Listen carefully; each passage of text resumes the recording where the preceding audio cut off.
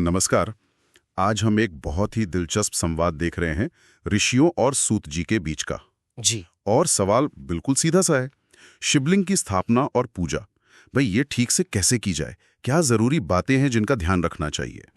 तो हमारा मकसद यही है कि इस गहरे ज्ञान के जो मुख्य पहलू हैं उन्हें समझें, जैसे सही जगह, सामान, तरीका और हाँ, इन सब का महत्व क्या है। चलिए शुरू करते हैं। बिल्कुल। और ये ज्ञान जो है वो पवित्र स्थान, सही समय, सही सामग्री, इन सब पर बहुत जोर देता है ताकि पूजा का आप कह सकते हैं पूरा फल मिले। अच्छा। और मजे की बात यह है कि देखिए हर छोटी चीज का कितना ध्यान रखा गया है इसमें। हाँ ये तो है। तो सबसे पहला सवाल बुनियादी सा, कि स्थापना कहाँ और कब? तो सूत्र कहते हैं कि कोई पवित्र तीर्थ हो या नदी का किनारा, और हाँ, शुभ मुहूर्त जरूर हो, और जगह ऐसी हो जहाँ रोज पूजा हो सके, ये जरूरी है। जी हाँ। और ये जो चुनाव है ना, ये बस ऐसे ही नहीं है। मतलब जगह की पवित्रता और रोज पूजा करने का जो संकल्प है वो भक्त की श्रद्धा से जुड़ा है, और पूजा से जो लाभ मिलना है उससे भी। सही बात है। अच्छा, अब ये शिवलिंग बनता किस चीज से है? सुना है मिट्टी, पत्थर, धातु, कई चीजों से बन सकता है। हाँ बिल्कुल, कई पदार्थों का जिक्र है। और देखिए प्रतिष्ठा भी दो तरह की बताई है। एक चल यानी छोटी मूर्ति जिसे आप इधर उधर ले जा सकें, हाँ। और दूसरी अचल जो स्थायी रूप से स्थापित होती है, बड़ी मूर्ति। अच्छा। और यहाँ एक ध्यान देने वाली बात है। नियम यह है कि जिस चीज से लिंग बना है उसी से उसकी पीठ मतलब आधार वो भी बनना चाहिए। ओ, ये जरूरी है। जी। बस एक अपवाद है बाणलिंग, वो जो नर्मदा में मिलते हैं ना, प्राकृतिक रूप से बने हुए। हाँ। उनके लिए ये नियम नहीं है। अच्छा, बाणलिंग के लिए छूट है। और आकार, सुना है कुछ 12 अंगुल का हिसाब होता है। हाँ, आकार की भी बात है। कहते हैं कि जो यजमान स्थापना करा रहा है उसकी 12 अंगुल की लंबाई हो लिंग की, तो वो उत्तम है। 12 अंगुल, इसका कोई खास मतलब?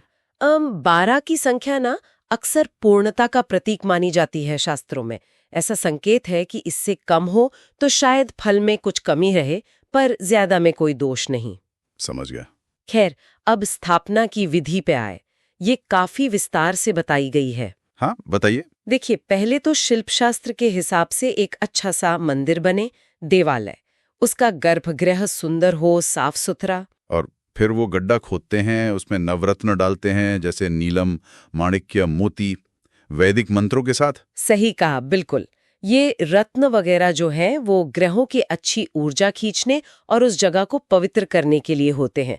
फिर गड्ढे में सोना और बाकी रत्न वगैरह भरकर ओम का जाप करते हुए शिवलिंग को स्थापित करते हैं।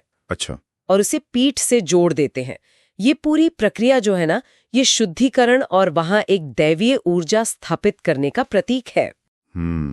और हाँ, लिंग की प्रतिष्ठा तो ओम यानी प्रणव मंत्र से होती है, और अगर मूर्ति है तो उसकी प्रतिष्ठा पंचाक्षर मंत्र से, नमः शिवाय से। अच्छा, ये दिलचस्प है कि शिवलिंग सिर्फ पत्थर या धातु के ही नहीं होते।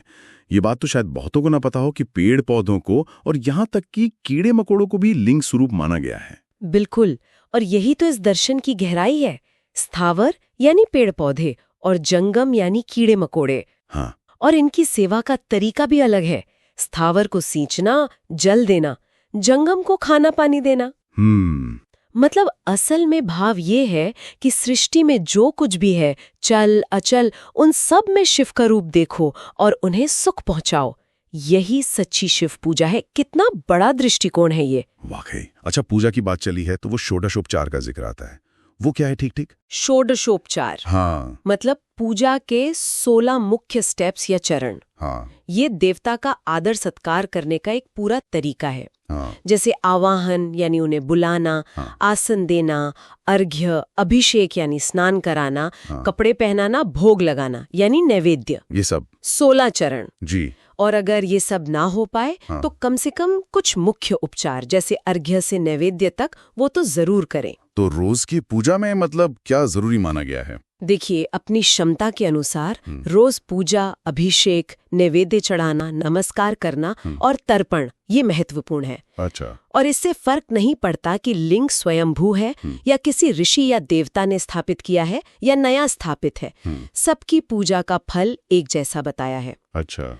यहाँ तक कि रोज नियम से सिर्फ दर्शन कर लेना भी कल्याणकारी है। और मंत्र जाप, उसकी क्या भूमिका है? मंत्र जाप को बहुत महत्वपूर्ण माना गया है।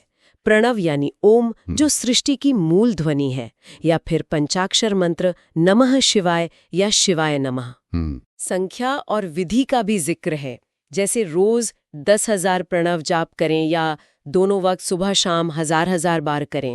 क्या ज्यादा संख्या में जाप करने का कोई खास फल भी बताया है? हाँ, ऐसी मान्यता है कि अगर पंचाक्षर मंत्र का करोड़ों की संख्या में जाप किया जाए तो साधक धीरे धीरे ब्रह्मा, विष्णु, रुद्र, महेश्वर या फिर खुद शिव के समान पद पा सकता है। और रोज 108 बार गायत्री मंत्र का जाप भी शिव कृपा दिलाता है, ऐसा कहा गया है। पूजा और जाप के अलावा और क्या कर्म हैं जो शिव भक्ति में गिने जाते हैं? हाँ, और भी है, जैसे भगवान के लिए बगीचा लगाना, मंदिर की सेवा करना, उसकी देखभाल करना, या फिर शिव क्षेत्रों में जैसे काशी वगैरह वहां रहना, वहां स्नान, दान, जप करना, पितरों का श्राद्ध करना, ये सब पुण्य कर्म हैं। शिव क्षेत्र में रहना? जी, कुछ रातें बिताना या हो सके तो जीवन भर वहीं रहना, इसे भी मोक्षदायक कहा गया है।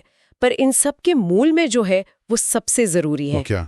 सदाचार का पालन, अच्छा आचरण और निष्काम कर्म, मतलब फल की इच्छा किए बिना सेवा भाव से अपना काम करते रहना।